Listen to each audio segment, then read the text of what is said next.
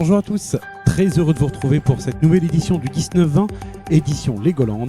Voici les titres que nous allons développer ce soir dans ce journal. Et dans les titres de ce soir, un cambriolage a eu lieu dans la galerie d'art de Legoland dans la nuit de vendredi à samedi. Nous vous donnerons tous les détails de l'affaire dans ce journal. Autre titre de l'actualité, la construction du musée qui a démarré mi-janvier. L'occasion pour nous de faire un point d'étape sur cette construction déjà bien avancée.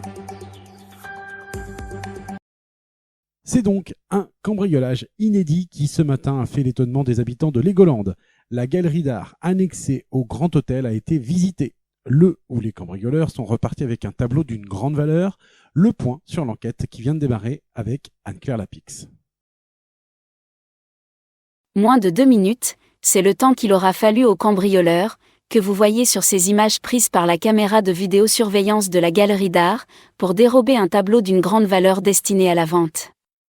Le voleur s'est introduit par la porte de la galerie puis a directement décroché et emporté le tableau. L'alarme de la galerie s'est bien déclenchée, et 5 minutes plus tard, la police était sur les lieux, mais hélas trop tard. Ce tableau dont voici une photo, a été peint par le célèbre artiste peintre Marco Picassiette. La police vient d'émettre un avis de recherche concernant le voleur. C'est un homme, de taille normale, avec les yeux noirs, habillé en sweat.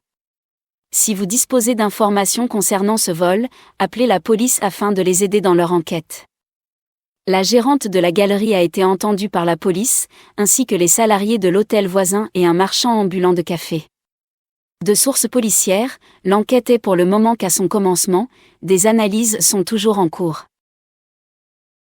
Les travaux du nouveau musée promis par le maire de Legoland ont bien débuté mi-janvier. Nous avons suivi l'avancement de la construction du musée, des premières fouilles préventives à l'achèvement du rez-de-chaussée, rencontre également avec le chef de chantier, reportage Vincent Zissu. La construction du musée a commencé par des fouilles préventives, qui ont donné lieu à la découverte d'ossements vieux de plusieurs milliers d'années. Une fois cette étape terminée, les fondations ont été coulées et les premiers murs commencent à s'élever. Le chantier avance très rapidement. On retrouve les premiers aménagements, l'accueil avec la caisse, ce qui semble être des vestiges d'un crâne, et les premières poteries.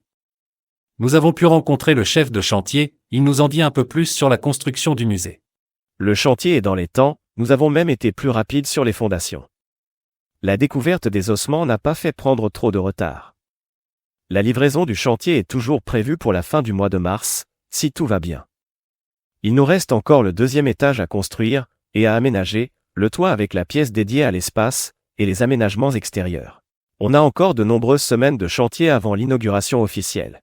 L'enseigne indiquant le muséum a été posée aujourd'hui.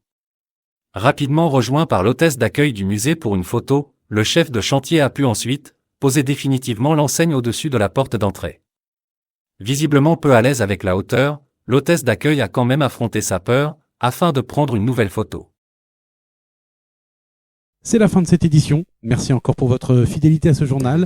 Le prochain point sur l'actualité à Legoland arrive très bientôt. Excellente fin de soirée à tous.